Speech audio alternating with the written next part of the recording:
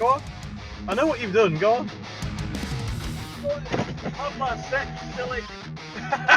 It's an easy mistake, man. Mistake.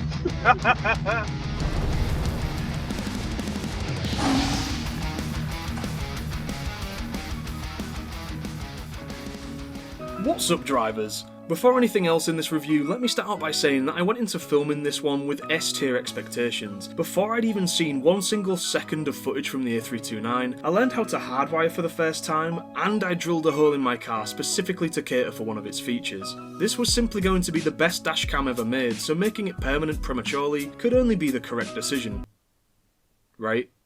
But before all that, let's see what you get packed with your A329. You get your main 4K unit with tilting lens, rear 2K unit with 360 rotation and a power light. This may help a little with any rear cam troubleshooting, the A329 user manual, some spare VHB pads, the rest of the usual paperwork and transparent adhesives, and I could be wrong, but this might be the first time VIOFO have included a sticker. In addition, you also get a circular polarising lens for the front cam, a children's shoehorn, a very short USB-C to USB-C cable, a very long USB-C to USB-C cable, an improved version of the rear cam cable from the A139.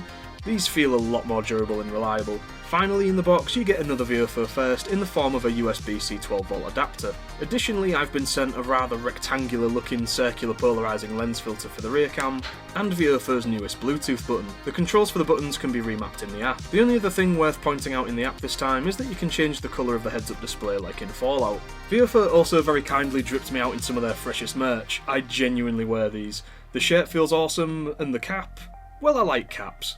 So cheers again, VIOFO. This is Nightmare Junction.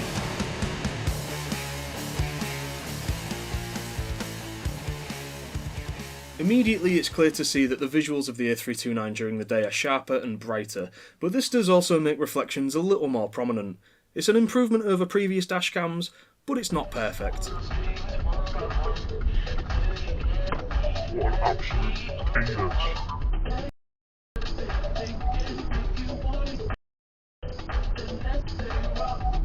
Video protected. Cyclists are allowed to use the whole bus lane as dictated by the signage, but this is excessive, isn't it? Don't be fooled either. They don't wish to turn right anytime soon. They're just... Actually, I'm not really sure what they're doing, and I don't think they really know either. But them cycling directly in the middle of both lanes is giving this bus an absolute nightmare of a job to pass them. Now, I'm a shameless cyclist sympathist, but cycling like this selfish wazzock is exactly how you piss drivers off and put yourself in close pass situations. Anyway, the rear cam of the A329 is certainly stellar in quality and definitely holds its own against the Vantrue N4 Pro. The exposure and sharpness of the A329 rear cam actually makes reading licence plates marginally easier, but you be the judge for yourself. Having said this, I do have to admit I do actually prefer the way the N4 Pro's footage looks.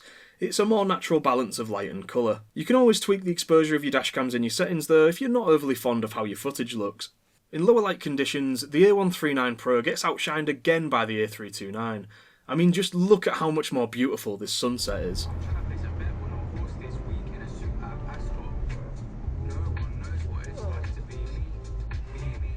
Is he squaring up? I think he's just trying to sing with his little Walk it out, come McGregor. Swag. The rear cam at night gets absolutely slapped about by the Vantrue N4 Pro here, but it's a 2K rear unit up against a 4K main unit. I'd be concerned for Vantrue if it wasn't outperforming a VIOFO rear cam. It's time to talk about SSD compatibility. I had quite a bit of frustration with getting an M.2 SSD in a caddy to play ball with the A329, but what solved my issue was initialising it as MBR and not GPT. Anyway, my feelings about this are actually ones of excitement despite some obvious flaws with the idea, such as finding a suitable place to keep it and a way to route the wire to an SSD, especially as only the short cable would work for me for some odd reason. You can still use an SD card as the primary drive, and then transfer your footage from the SD to the SSD whenever you wish. Before I'd even seen the footage of the A329 for the first time, I decided it was worth drilling a hole through my sunglasses compartment to accommodate the SSD. But then, I watched the footage.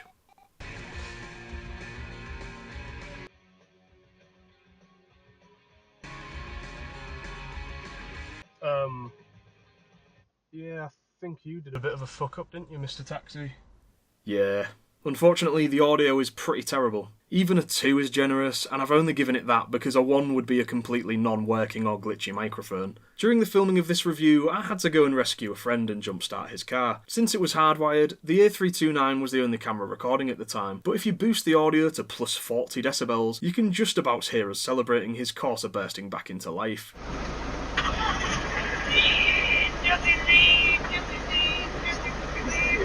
Also, I'm so sorry, Harry, but I couldn't not include this next clip. Wrong bit, Harry Lee.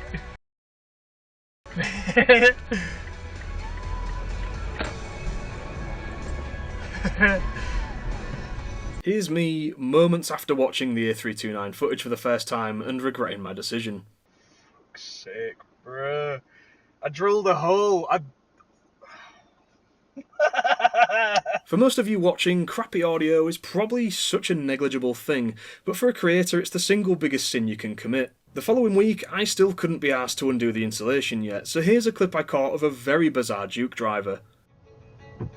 What's this person doing? Go on, then I'll let you in front of me. Give him a thumbs up. He's reversing. I don't know what the fuck he's trying to do.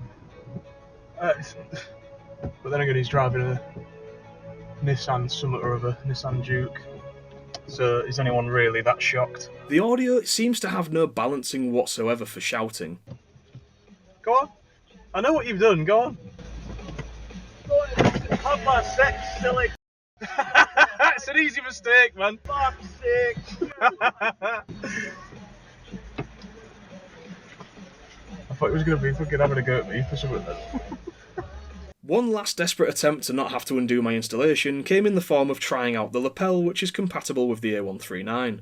I used an adapter to convert it to USB-C, but unsurprisingly, same poor quality audio, as it doesn't recognise there's anything connected. In conclusion, if you can ignore poor quality audio, then the A329 is a cracking dashcam that's already had a buff to its video quality with the release of some firmware. The link for that is in the description. VIOFO currently have a Black Friday sale on, so my code doesn't work over there right now, but I hope you can still make use of some of the links in my description to get some Christmas gifts sorted. Peace!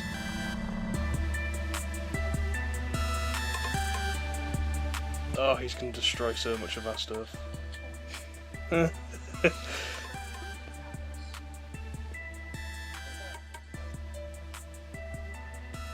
Oh boy. And now your recommended is screwed.